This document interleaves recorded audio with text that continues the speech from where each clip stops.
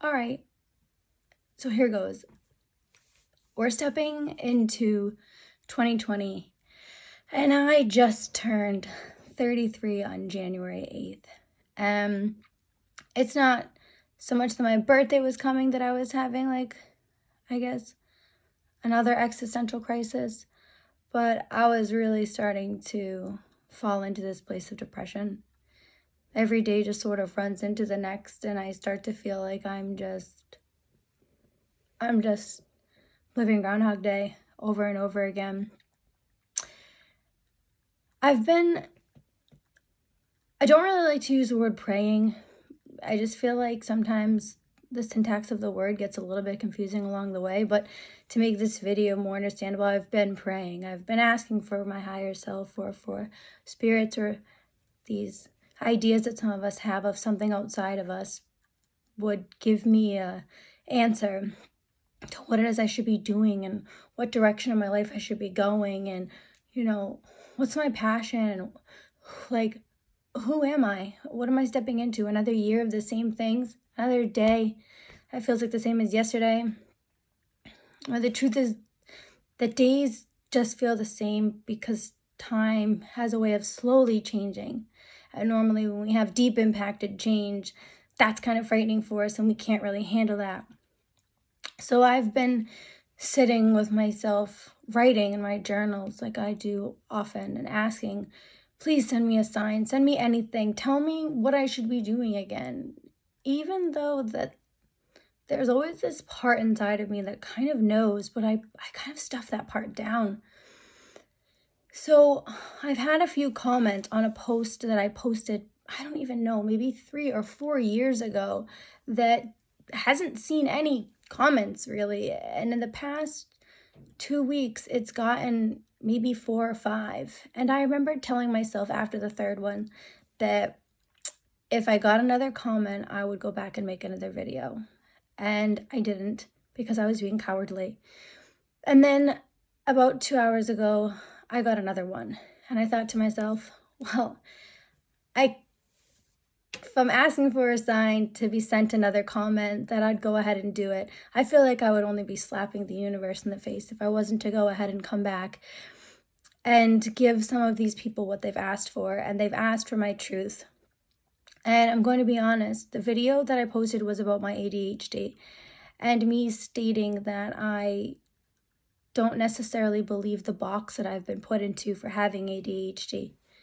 Now, over the past 4 years, or 3 since the video, I'm not certain, I've learned a lot about myself.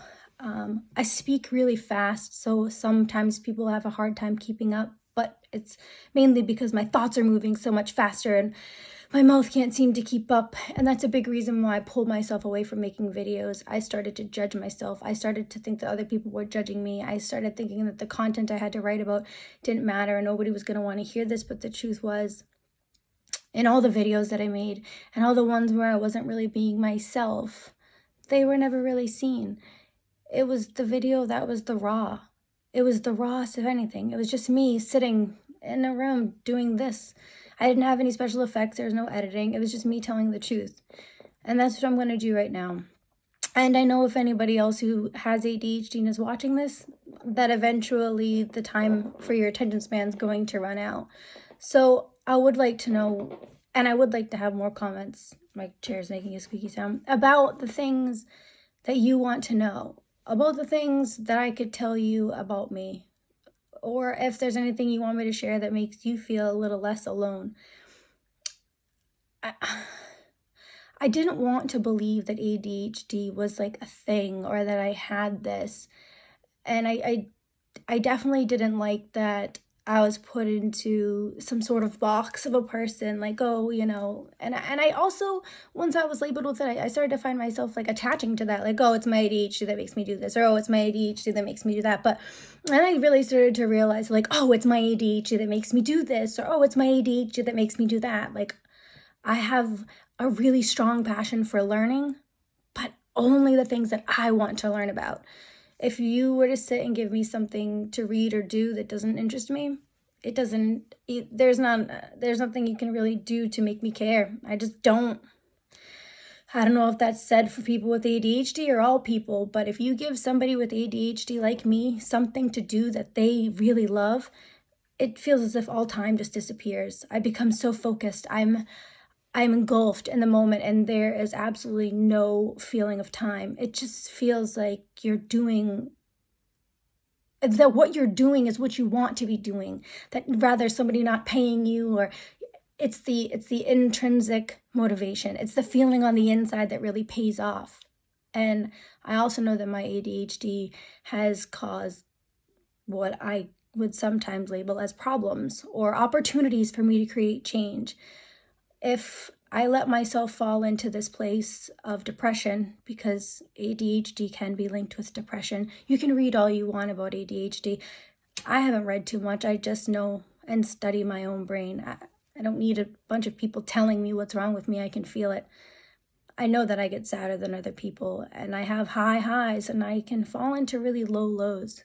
And it even makes me sad to think about it sometimes, but it's great when you have other people who reach out to you and let you know that, like, you're not alone. So I'm letting you, if you're watching this, know that you're not alone. And even if you don't have ADHD, you're not alone. And it's okay to sometimes feel sad. And it's okay to sometimes not know, like, where you're going or what your purpose is or what your life is about. Because I'm not 100% certain that there is one thing for all of us.